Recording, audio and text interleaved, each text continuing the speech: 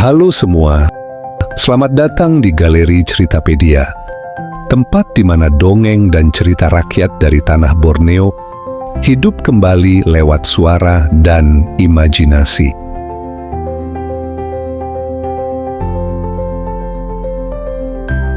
Hari ini, kita akan mendengarkan sebuah kisah dari bagian timur Kalimantan, dari tempat yang tak hanya kaya akan sumber daya, tapi juga cerita.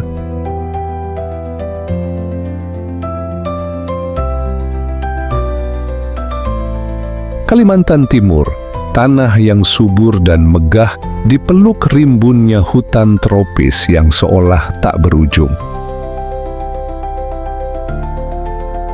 Sungai-sungai besar mengalir tenang di antara pepohonan, menjadi nadi kehidupan bagi manusia, satwa, dan semesta. Di tengah bentang alam itu mengalir Sungai Mahakam. Sungai terpanjang di Kalimantan Timur ini telah menjadi saksi dari peradaban yang tumbuh di sepanjang tepinya, hingga makhluk-makhluk unik yang menjadikannya rumah. Salah satunya adalah pesut Mahakam. Hewan endemik Sungai Mahakam ini tak hanya langka, tapi juga mempesona. Namun, di balik wajahnya yang ramah dan gerakannya yang lembut, tersembunyi sebuah kisah lama. Kisah yang mengajarkan kita tentang pentingnya menjaga apa yang kita miliki saat ini sebelum semuanya hilang.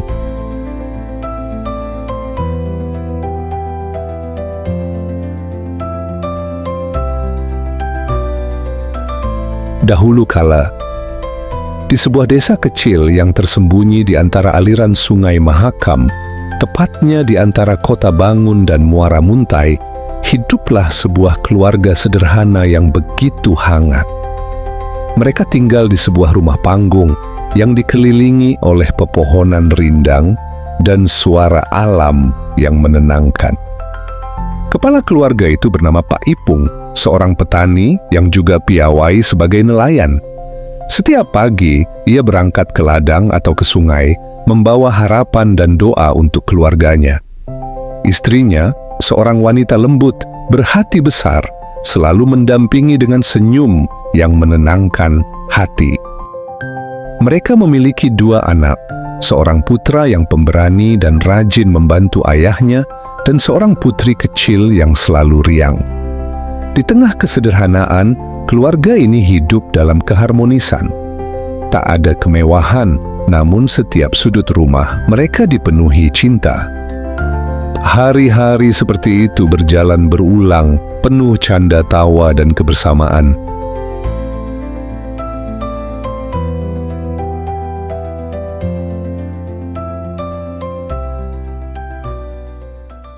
Tapi, seperti musim yang selalu berganti, tak ada yang abadi di dunia ini. Tanpa tanda-tanda yang jelas, awan kelabu mulai menggantung di atas keluarga kecil itu. Sang ibu jatuh sakit, tubuhnya melemah, napasnya berat. Berbagai cara telah dilakukan Pak Ipung untuk mengobati istrinya. Tapi, semua usahanya tak mampu menahan takdir. Istri tercintanya akhirnya mengembuskan napas terakhir, diiringi hujan rintik yang turun seolah ikut menangis. Pak Ipung berdiri di samping makam istrinya, di bawah pohon tempat anak-anak biasa bermain. Matanya kosong, seakan kehilangan arah. Waktu terus berjalan, dan kehidupan pun tak pernah bisa menunggu. Meski duka masih menggantung di sudut-sudut hatinya, Pak Ipung mencoba menjalani hari-hari dengan tabah.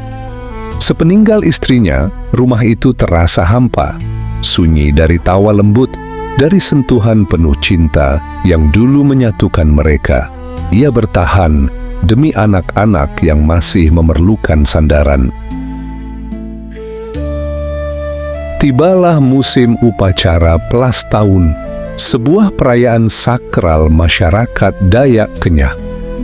Warga berkumpul di balai adat, berpesta dalam syukur atas hasil panen, sambil memohon keselamatan untuk tahun yang akan datang.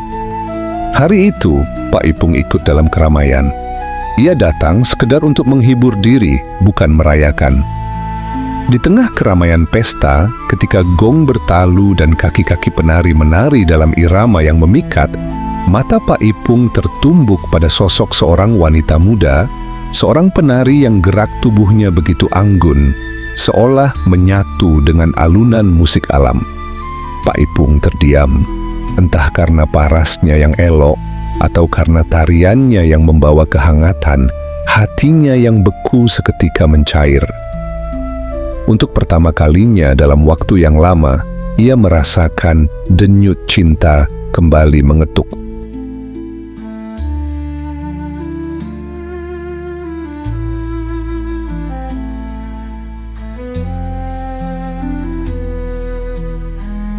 Pak Ipung memberanikan diri untuk mengajak sang penari berbincang setelah pertunjukan. Mereka bertemu lagi di hari-hari setelahnya, di bawah langit sore dan di tepian sungai. Mereka berbicara, lalu berbicara lagi, dan berbicara lebih banyak hari-hari berikutnya. Ternyata, sang penari juga menyimpan ketertarikan. Ia melihat ketulusan di balik mata lelah Pak Ipung, melihat kesabaran dan kelembutan yang tumbuh dari luka yang belum sepenuhnya sembuh.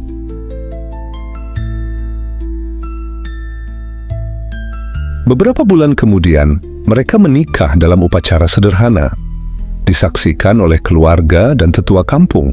Sejak hari itu, seakan dunia berubah. Rumah Pak Ipung kembali terang. Ada suara tawa, ada harapan yang tumbuh. Pak Ipung pun merasa hidupnya pulih. Ia menjadi lebih giat bekerja, ingin membuktikan bahwa ia mampu membahagiakan keluarganya kembali. Awalnya, semuanya terasa indah. Sang istri memperlakukan anak-anak dengan kasih sayang, seperti kepada anak kandungnya sendiri. Namun, seiring berjalannya waktu, semuanya berubah. Kehangatan yang dulu terasa tulus mulai memudar. Sang istri memang menunjukkan kasih sayang, tapi hanya kepada Pak Ipung. Di hadapan sang suami, ia tampil sebagai istri penyayang, lembut, dan peduli pada anak-anak. Dan saat Pak Ipung pergi ke ladang atau ke hutan, ia berubah. Tatapannya dingin, suaranya tajam. Ia mulai bersikap kasar kepada anak-anak, menyuruh mereka bekerja tanpa alasan, marah karena hal-hal kecil, bahkan melarang mereka menyentuh barang-barangnya. Anak-anak merasakan perubahan itu, namun mereka hanya diam karena tak ingin melihat ayah mereka kecewa lagi. Suatu hari, sang ibu tiri menyuruh anak-anak itu untuk pergi ke dalam hutan, mengumpulkan kayu bakar lebih banyak lagi, meskipun kayu bakar di rumah sudah menumpuk. Dengan suara lembut, sang kakak berkata, "Tapi Bu, kayu yang kita kumpulkan di rumah ini sudah banyak." "Itu bukan alasan, lakukan itu atau kalian akan mendapatkan hukuman," sergah ibu tiri mereka. Tanpa bisa berkata-kata, anak-anak itu lalu berangkat ke dalam hutan yang sepi, mengumpulkan kayu bakar untuk dibawa pulang ke rumah sesuai permintaan sang ibu. Namun setelah sekian lama berjalan di dalam hutan, kayu bakar yang mereka kumpulkan terasa masih belum cukup. Sementara itu, hari mulai gelap. Hati anak-anak itu berat. Mereka merasa gagal memenuhi tugas yang diberikan. Mereka takut pulang, takut menghadapi amarah ibu tiri mereka, dan memutuskan untuk tidur di hutan. Malam itu, hutan terasa begitu dingin dan sunyi. Perut anak-anak itu terasa sangat lapar. Tiba-tiba, mereka mendengar suara langkah kaki dan seorang kakek misterius berjubah putih, membawa tongkat kayu dan sorot mata yang bijaksana muncul di hadapan mereka. "Anak-anak, di utara ada sebuah pohon buah langka. Kalian boleh mengambil 1 buah saja untuk mengganjal lapar, tapi ingat, hanya 1, kata sang kakek pelan. Sang kakak mengangguk, tapi adiknya dengan penuh rasa ingin tahu bertanya, "Kenapa hanya 1, Kek?" Kakek itu menatap mereka dalam, suaranya berubah sedikit berat. Buah itu bukan sembarang buah. Ia menjaga batas antara dunia manusia dan dunia roh. Siapa yang melanggarnya akan mendapatkan kutukan. Ingat, ini baik-baik. Anak-anak itu berjalan jauh dan akhirnya menemukan pohon yang dimaksud. Buahnya berwarna merah keemasan, aromanya manis dan sangat menggoda. Mereka memandang buah itu dengan mata berbinar. "Wah, buah ini pasti sangat manis," kata si adik. Mereka lalu memetik buah itu masing-masing 1 kemudian memakannya. Namun karena rasanya yang manis luar biasa dan didorong rasa lapar dan penasaran, si adik mengambil 1 lagi. Kakek bilang hanya sekali saja, "Jangan terlalu tamak, nanti ada akibatnya," ucap si kakak berusaha menahan. Tapi adiknya tak mendengarkan. Dengan cepat ia memetik buah kedua kalinya dan memakannya begitu saja. Melihat tidak ada hal apapun yang terjadi pada adiknya, sang kakak yang masih merasa lapar pun akhirnya ikut memetik buah itu lagi dan memakannya. Setelah itu, mereka berdua melanjutkan perjalanan.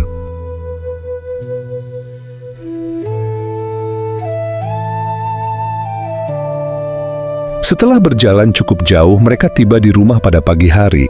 Tetapi, sesampainya di rumah, keanehan pun terjadi. Mereka melihat semua telah berubah. Rumah mereka kosong, seolah-olah sudah tidak berpenghuni untuk waktu yang sangat lama. Anak-anak itu saling memandang bingung. "Kita harus mencari mereka," kata si kakak dengan penuh tekad. Mereka terus berjalan menyusuri kampung, mencari orang tua mereka. Sesaat kemudian mereka bertemu dengan seorang penduduk kampung itu. Mereka lalu bertanya apakah bapak mengetahui di mana keberadaan orang tua mereka. Bapak itu pun memberitahu bahwa kedua orang tua mereka telah pindah ke seberang sungai. Dengan menggunakan batang kayu sebagai perahu, mereka menyeberangi sungai dan tiba di pondok baru orang tua mereka. Kedua anak itu memanggil ayahnya, namun tidak ada jawaban. Mereka langsung masuk ke pondok, namun penghuninya tidak ada. Karena perutnya terasa lapar akibat perjalanan yang jauh, mereka pergi ke dapur mencari makanan yang dapat dimakan. Di atas tungku terletak periuk besi. Apinya masih menyala memanasi periuk itu. Di dalam periuk itu ada nasi pulut yang belum matang sepenuhnya. Karena laparnya, disendoknya pulut itu dan langsung ditelannya secara berganti-ganti. Begitu dilakukannya sehingga isi periuk itu habis. Nasi pulut yang panas itu tidak dirasanya karena terdorong oleh rasa lapar itu. Akhirnya yang tinggal hanya keraknya. Namun, setelah itu, tubuh mereka terasa panas. Begitu panas, seolah api membakar dari dalam. Tanpa bisa menahan rasa panas yang membakar tubuh mereka, mereka berlari keluar pondok dan menceburkan diri di Sungai Mahakam. Dan saat itulah keajaiban terjadi. Tubuh mereka berubah bukan menjadi manusia seperti sebelumnya, melainkan menjadi 2 ekor ikan besar. Keesokan harinya Pak Ipung dan istri barunya pulang ke rumah dan mereka menemukan segala sesuatunya berantakan. Pakaian anak-anak mereka tergeletak di halaman dan jejak kaki kecil yang mengarah ke sungai. Mereka mengikuti jejak itu dan sampai di tepi sungai, mereka melihat 2 ekor ikan besar yang berenang menjauh. Mereka menyadari dengan penuh kesedihan bahwa 2 ekor ikan itu adalah anak-anak mereka yang telah berubah wujud. Hati mereka hancur, penuh dengan penyesalan yang mendalam. Pak Ipung berlutut di tepi sungai, suara lirihnya hampir tak terdengar. "Anak-anak, maafkan ayah. Ayah terlalu lambat menyadari betapa berharganya kalian." Istri baru Pak Ipung hanya bisa menangis, tidak bisa berkata apa-apa. Satu-satunya yang bisa ia lakukan adalah menyesali perbuatannya dan berdoa. Setiap pagi dan sore, Pak Ipung dan istrinya pergi ke tepi sungai, duduk dengan penuh harap, berharap melihat anak-anak mereka muncul ke permukaan. Doa mereka tak pernah berhenti, berharap anak-anak mereka yang kini menjadi ikan bisa dilindungi dan hidup dengan baik di dalam sungai yang mereka cintai. Tangisan dan penyesalan mereka menggema hingga ke desa. Banyak warga datang ke tepi sungai. Mereka menyaksikan dua makhluk aneh yang muncul di permukaan air. Saat makhluk itu menyemburkan udara dari kepalanya, terdengar suara yang begitu khas. Sejak saat itu, ikan besar itu disebut pesut, sesuai suara yang dikeluarkannya. Nama itu diwariskan turun-temurun, dan makhluk itu menjadi legenda. Kisah ini bukan hanya tentang anak-anak yang berubah menjadi pesut Mahakam, tetapi tentang kasih sayang yang seharusnya tak pernah pudar, tentang bagaimana setiap tindakan, baik atau buruk, membawa konsekuensinya sendiri. Pesut Mahakam bukan sekedar makhluk sungai biasa, mereka adalah sahabat para nelayan, penunjuk arah, penanda di mana ikan berlimpah. Pesut tahu di mana arus membawa rezeki, tahu kapan waktunya manusia dan alam bekerja bersama. Tapi sekarang, tempat mereka bermain sudah sempit. Air yang dulu jernih kini keruh, dan suara tawa mereka di permukaan mulai pelan, nyaris hilang. Kualitas air sungai yang memburuk akibat limbah dan pembangunan juga berdampak bagi keberadaan pesut Mahakam. Pesut juga berisiko mati ketika terkena jaring nelayan. Pesut memang tidak ditangkap menggunakan jaring, tetapi mereka kerap terjebak karena memakan ikan-ikan yang sudah terperangkap dalam jaring tersebut. Teman-teman semua yang mendengar kisah ini, mari kita jaga rumah mereka. Sungai Mahakam bukan hanya milik kita, tapi juga milik jutaan makhluk yang telah lebih dulu tinggal di sana. Jangan biarkan kisah mereka berakhir jadi dongeng yang hanya bisa diceritakan tanpa bisa lagi disaksikan. Karena jika kita menjaga sungai, mungkin suatu hari nanti kita akan kembali melihat mereka muncul, menyapa dari kejauhan, dan ikut tertawa bersama arus yang mengalir. Semoga kisah ini bermanfaat bagi kita semua. Terima kasih sudah mendengarkan. Sampai jumpa di cerita selanjutnya.